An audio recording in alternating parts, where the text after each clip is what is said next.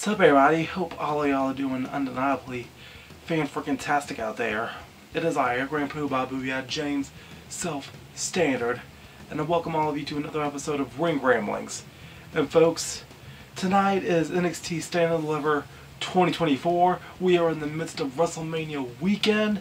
I'm uploading this Ring Ramblings as well as another Ring Ramblings for the main Wrestlemania show as Weekmania concludes today.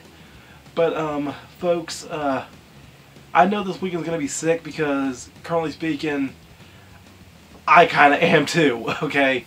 Like, I know that if you go and watch it, my Ring Ramblings for WrestleMania, I have a lot more energy in that one than I do this one. And that's because, for the WrestleMania Ring Ramblings, I filmed it this past Tuesday. But unfortunately, sometime yesterday afternoon, allergies started kicking my butt very terribly. Okay, I'm actually filming this on a Thursday right now, and I'm dealing with like this massive head cold going on.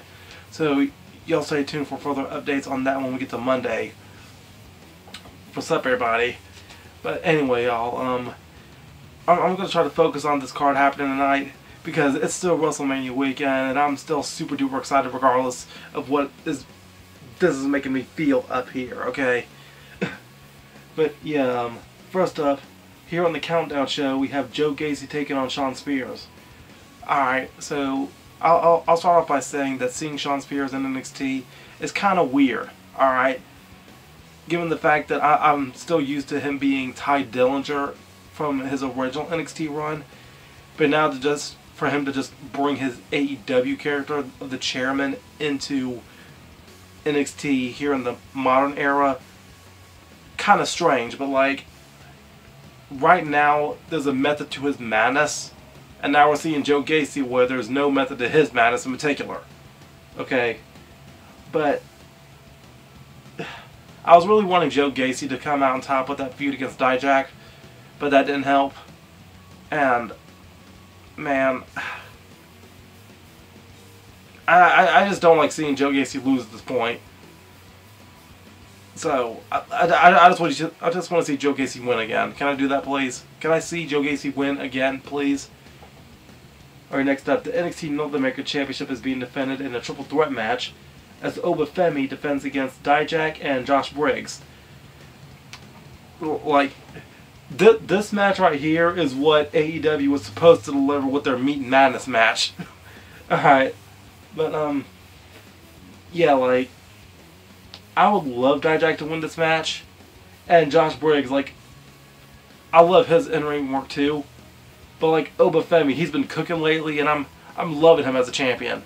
Like, I wouldn't mind seeing any of these guys win, but Obafemi, he's still fresh with his championship reign, so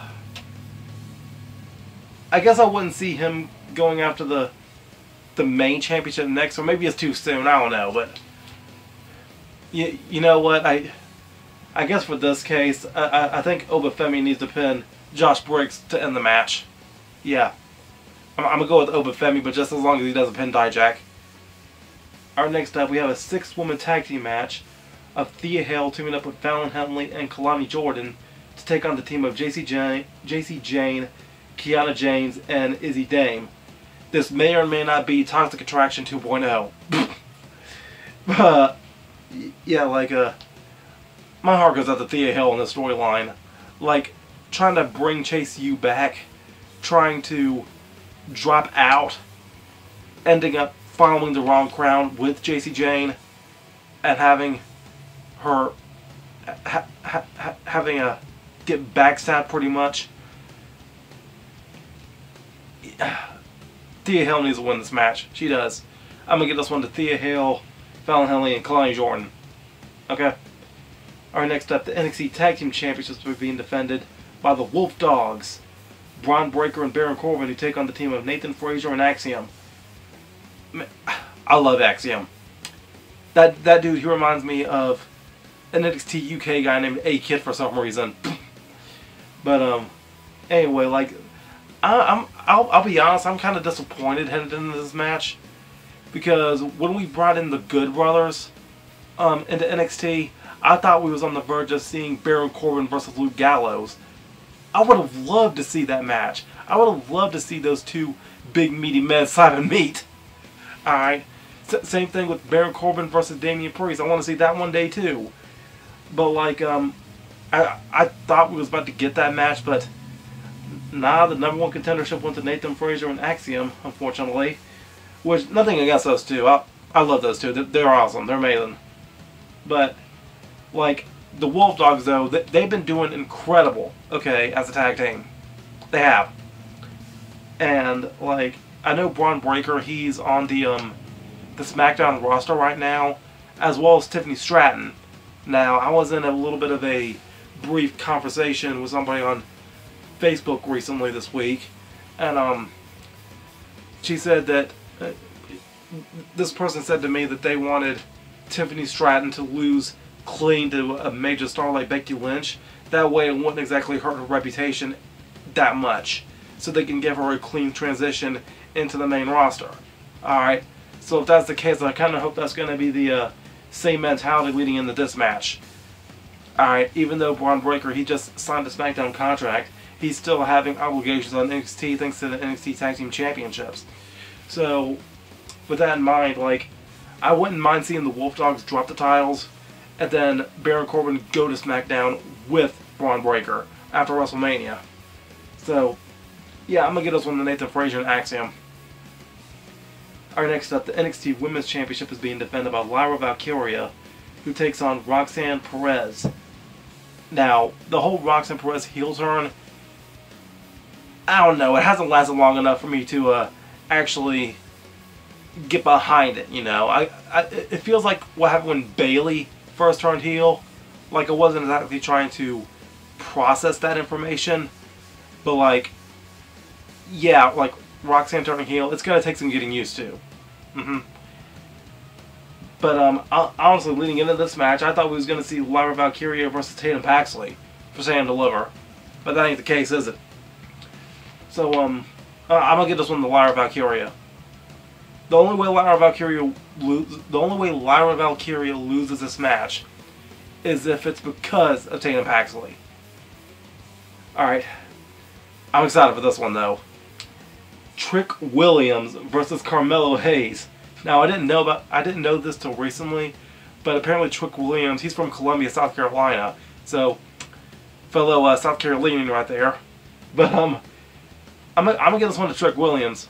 Definitely. Like, all the months of personal frustration seeing him not be able to win the big one because of Carmelo in the long run, like, Trick stayed humble. He stayed humble to Carmelo. But man, it would be so heartbreaking for Carmelo Hayes to win this match. Trick needs to win this match. Whoop that Trick. Whoop that Trick. Alright. And lastly, the NXT Championship matches is going down as Ilya Dragunov defends against Tony D'Angelo. Man, oh man, like, ever since the conception of NXT 2.0, I have been gradually becoming a bigger fan of Tony D.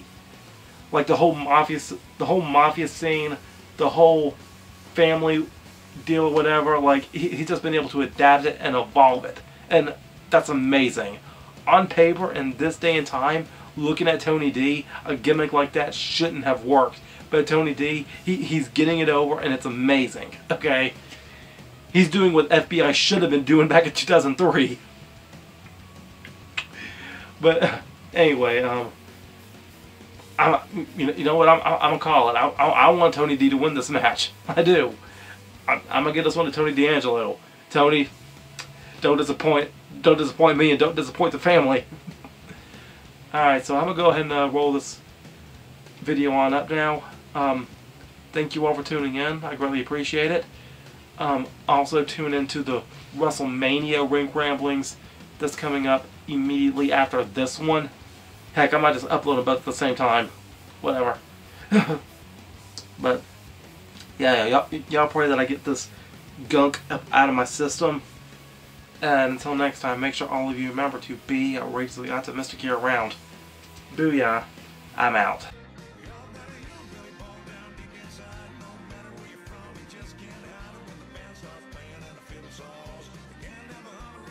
Booyah!